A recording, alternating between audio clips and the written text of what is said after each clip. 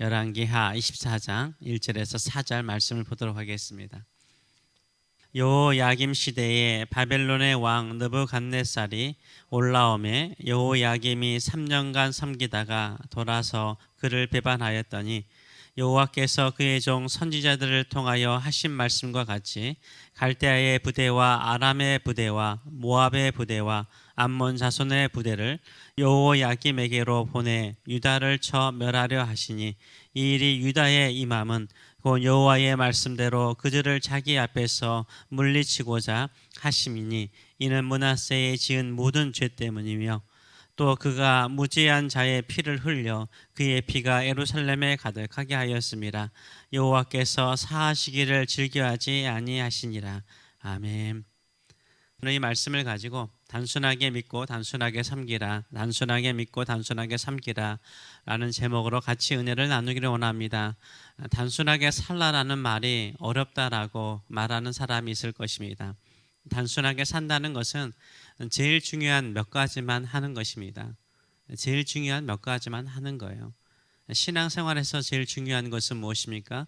말씀과 기도죠. 말씀과 기도입니다.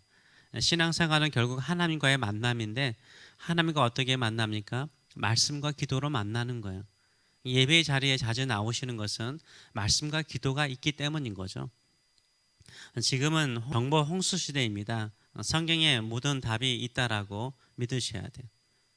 이 정보의 홍수 시대에 답이 있는 것이 아니라 그 많은 정보 가운데 성경에 우리 인생의 모든 답이 있다라고 믿으시는 저와 여러분 되시기 바랍니다. 성경에 대한 다양한 의문들이 있을 수 있죠. 인터넷에 검색하면 수만 가지의 해석들이 나와 있어요. 의견들이 나와 있어요.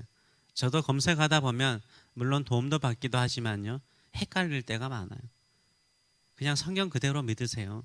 단순하게 믿는 것이 좋습니다. 공부를 하면은 교과서가 있고 참고서가 있습니다. 참고서는 교과서를 이해하는 데 큰 도움이 되죠. 그러나 둘 중에 하나를 선택해야 된다면 무엇을 선택해야 됩니까? 참고서입니까? 교과서입니까? 교과서죠. 교과서에 충실하게 공부하는 학생들이 좋은 성적을 얻습니다. 마찬가지로 성경 말씀에 충실한 사람이요, 능력 있는 사람이 돼요. 하나님께 쓰임받는 사람이 돼요. 하나님의 마음을요 온전하게 이해할 수 있는 사람이 됩니다. 기도는 신앙생활에 필수죠. 그래서 꾸준히 기도하셔야 돼요.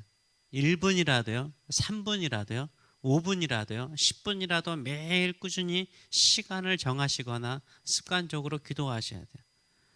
기도할 때는요, 먼저 하나님께 찬송과 감사의 기도를 드리고요, 자신을 회개하는 회개의 기도, 남들을 미워했던, 남들과의 관계에 어려웠던 또 용서의 기도를 하셔야 되죠. 자신의 삶을 살피는 시간을 가져야 됩니다. 걱정하고 염려하는 거리를요, 기도 제목으로 바꾸어서 감사함으로 기도하세요. 시험에 들지 않도록, 그리고 악에 빠지지 않도록 늘 기도하셔야 돼요. 그리고 마지막으로 하나님께 찬송과 영광을 돌리고 기도를 마무리하시면 됩니다. 이 기도는 예수님께서 가르쳐 주신 주기도문을 지금 말하고 있는 것이에요. 매일 이 주의 기도문을 따라서요, 하루에 3번씩 이상 기도하세요. 그러면 하나님과 더 가까운 시간을 가질 수 있습니다. 신앙생활을 단순하게 하세요. 말씀과 기도를 매일 꾸준히 하시는 저와 여러분 되시길 축원합니다. 하루에 제일 중요한 것은 말씀과 기도예요. 다른 거 매일 못해도요, 말씀과 기도로 내 신앙의 중심을 잡으시는 저와 여러분 되시길 축원합니다. 그러면 신앙생활이 너무 편협적이지 않습니까? 라고 반문할 수 있습니다. 세상 사람들은 다 자기 나름대로 살아요. 자기 생활 방식들이 다 있어요. 그들은 독특하게 자기 생활 방식을 살아요. 근데 사람들은 그것을 또 존경하고 존중해요. 근데 우리는 우리의 삶의 방식이 있는 거죠. 믿는 사람은 믿는 사람의 생활의 방식이 있는 거예요. 그 방식이 뭐죠? 말씀과 기도로 사는 거예요. 말씀과 기도로 사는 거예요. 내 주변의 환경이 복잡할수록요, 더욱 하나님을 가까이 하는 것에 힘써야 돼요. 말씀과 기도로 하나님을 가까이 하는 일에 힘써야 되는 거예요. 세상의 다양한 도움의 방법들을 구하지 마세요. 머리만 복잡해지고요, 힘만 빠지고요, 남들에게 배신당합니다. 신실하시고 온전하시며 우리의 필요를 아시는 하나님께 가까이 나가시는 저와 여러분 되시길 축원합니다. 유다가 망하는 말기에는요, 주변이 매우 복잡했습니다. 유다 주변에 세 개의 강대국이 있었습니다. 애굽과 아수르와 바벨론입니다. 전통적인 강국은 예굽이었는데요. 아수르가 강성해져서 애굽까지 정복을 합니다. 이때 북이스라엘이 아수르에 의해서 멸망을 하죠. 애굽과 아수르가 싸우는 사이에 신흥 바벨론이 초강대국으로 성장을 해요. 결국 바벨론이 아수르를 정복하고 애굽을 정복하고 남유다를 정복합니다. 이렇게 세 나라가 패권을 잡고자 할 때 남유다는요, 어느 나라에 붙어야 할 것인가, 어느 나라를 의지해야 될 것인가 늘 고민하고 갈등했어요. 그런데 이 세 나라는요, 깡패였어요. 남유다를 보호하는 친구가 아니라 남유다의 좋은 것을 다 빼앗고자 하는 깡패였습니다. 유다는 이 깡패와 같은 세 나라 중에 하나를 늘 의지하려고 고민하다가 결국 그들에게 망하잖아요. 이 복잡한 시대적인 상황 속에서 남유다가 해야 되는 건 뭐예요? 단순하게 여호와 하나님만을 믿고 의지하면 되는 것이었어요. 그 대표적인 예가 누구의 히스기야였잖아요. 하나님 한 분만을 붙잡고 살 때 이기는 거예요. 복잡한 시대 속에서 승리하는 거예요. 누구에게도 빼앗기지 않는 거예요. 우리의 진정한 도움은 우리를 사랑하신 우리 하나님 아버지이신 줄 믿습니다. 독생자 예수 그리스도를 주시기까지 우리를 사랑하신 우리 하나님 아버지를 단순하게 믿으시는 저와 여러분 되시길 축원합니다. 오직 말씀과 기도로 하나님만을 의지하시는 저와 여러분 되시길 축원합니다.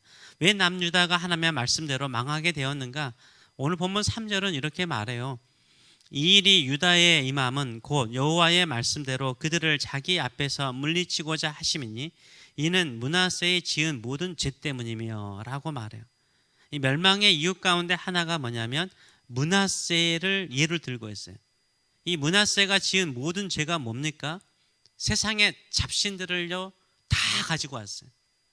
모든 우상들을 다 유다에 가져왔어요. 도입했어요. 여호와 하나님을 섬기지 않았다는 게 아니에요. 여호와 하나님도 섬기면서 모든 주변 민족이 섬기는 신들을 다 가져왔다니까요. 복잡하게 이 신 저 신을 다 믿었던 거죠. 결국 쓰레기장이 되니까 하나님께서 쓰레기장을 청소해버린 거잖아요. 교회를 다니는 분들이요, 하나님만 믿고 우리 주 예수 그리스도만 믿고 아버지만 믿은 게 아니에요. 주변에 세상에 나가면 다양한 복잡한 성공하는 사람들 많으니까 얼마나 많은 잡신들을 함께 섬기는지 몰라요. 우리 마음이 쓰레기장이 되면요, 아무것도 좋은 것이 쌓일 수가 없는 거예요. 오직 순수하고 깨끗하게 하나님만을 의지하시고 믿으시는 저와 여러분 되시길 축원합니다. 그게 복인 거예요. 어떤 사람은 좀 똑똑하게 또 교양 있게 신앙생활 해라. 세상 사람들이 좀 보기에 좀 교양 있게 좀 멋지게 신앙생활 해라. 우리 신앙생활은 사람에게 보이려고 신앙생활 하는 것 아니에요. 나의 마음을, 나의 중심을 아시는 하나님을 얼마나 단순하고 깨끗하게 믿는가를 주께서 보세요. 하나님 보시기에 정직하고 깨끗한 신앙생활 하시는 저와 여러분 되시길 축원합니다. 그것은 말씀과 기도로 하나님만을 의지하고 사는 거예요. 그게 능력이에요, 성도의. 두 번째로는 단순하게 섬기라는 것입니다. 왜 유다가 망하였습니까? 무죄한 자의 피를 흘린 죄 때문인 거예요. 가난한 자, 과부, 나그네, 힘없는 자들을 학대한 죄 때문이죠. 우리가 소선지서를 보게 되면 그 시대적인 상황 속에서 얼마나 이들이 악행을 행했는지 몰라요. 지금으로 말하면 일용직 근로자들, 이민자들, 빚진 자들, 엮이는 가정들, 사회적으로 소외된 사람들에 대해서 어떻게 행했는지 그들이 악을 행했다는 거예요.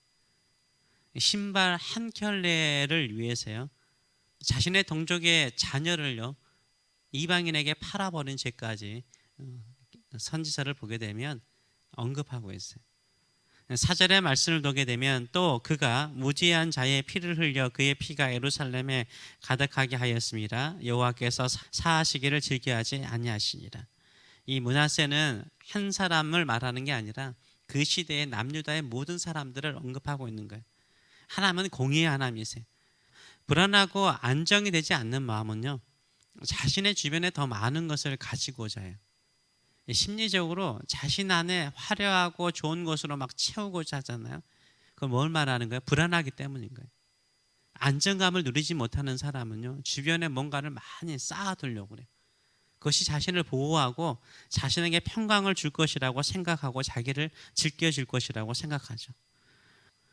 어렵고 힘든 사람을 도와줄 때에는 생각이 복잡하면 절대 안 돼요.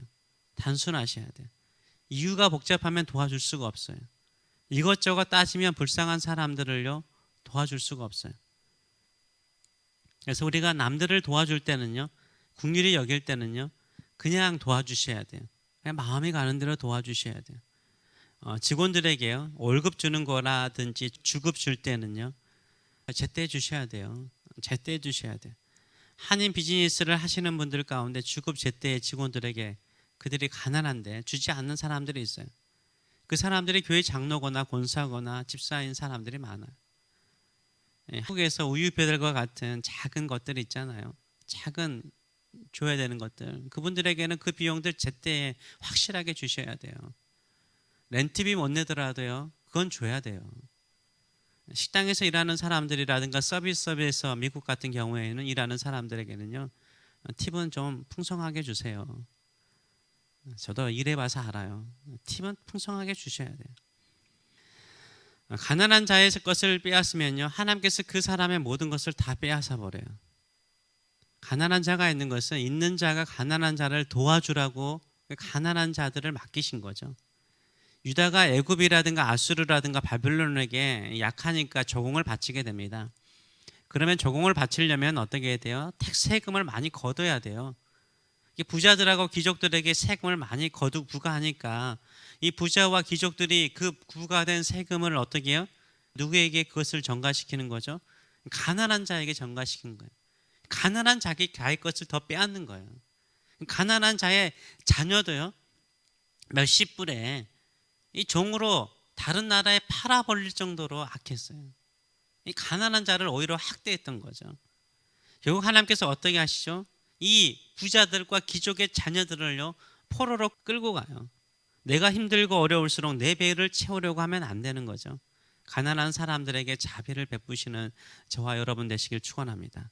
하나님께서 보세요. 하나님께서 보세요. 그래서 우리의 마음속에 긍휼의 마음이 딱 들면 그냥 그대로 순종하세요. 단순하게 섬기시면 돼요. 단순하게 도와주시면 돼요. 단순하게 우리가 신앙생활 하시는 저와 여러분 되시길 축원합니다.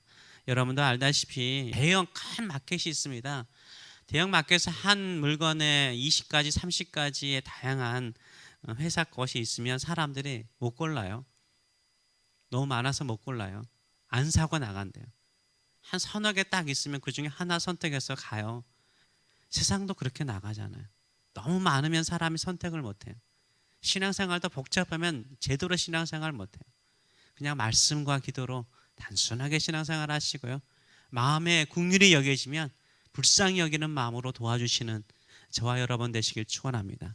그것을 하나님이 기뻐하시고 좋아하세요. 능력 있는 인생이 되는 줄 믿습니다. 이런 믿음을 가지고 살아가시는 저와 여러분 되시길 축원합니다. 기도하겠습니다. 살아계신 하나님 아버지 은혜를 감사드립니다. 오늘도 우리네 마음속에 복잡한 생각, 복잡한 마음들 다 떨쳐버리고 오직 말씀과 기도로 하나님께 가까이 나가겠습니다. 이런 심령을 가지고 살아갈 수 있도록 인도하여 주시옵소서. 내가 모르는 거 주님은 아시고 주님은 알고 미리 가시기에 오직 주만 바라보고 주만 따라가는 믿음의 성도들 되게 하여 주시옵소서. 하나님 아버지, 남의 것을 빼앗는 자가 되지 않게 하여 주시고 욕망을 따라 사는 자 되지 않게 하여 주시고 말씀에 순종하여 자비와 선행을 행함을 통해서 오히려 마음과 심령이 넓어지는 사람들 되게 하여 주시옵소서. 감사드리며 예수님의 이름으로 기도합나이다. 아멘.